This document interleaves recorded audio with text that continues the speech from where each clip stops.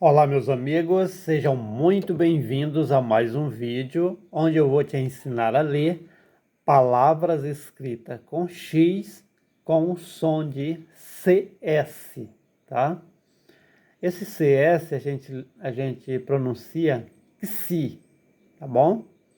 Aí, dependendo da vogal que esteja na frente da letra X, vai receber o som, por exemplo, XA, XE, XI, XO, XU. Vamos lá então. Nós temos aqui A, NE, né, aí XO, XO, ou então XU. Juntando vai ficar anexo. Veja bem que na palavra anexo, a letra O recebe som de U. AS, as, FI, fi, XI, XI, A.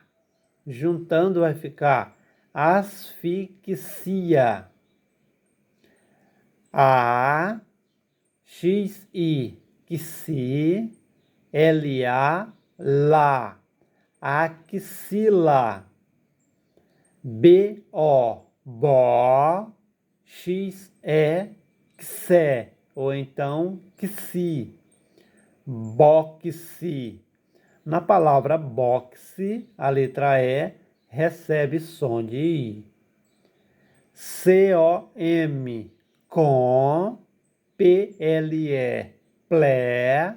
XO, xó, ou então quissu. Complexo. Na palavra complexo, a última letra O recebe o som fraco de U.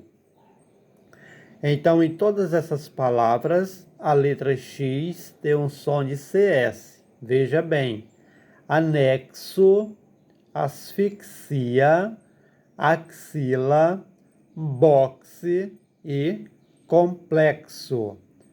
É isso aí, meus amigos. Que Deus abençoe a todos. Um forte abraço e até o nosso próximo vídeo.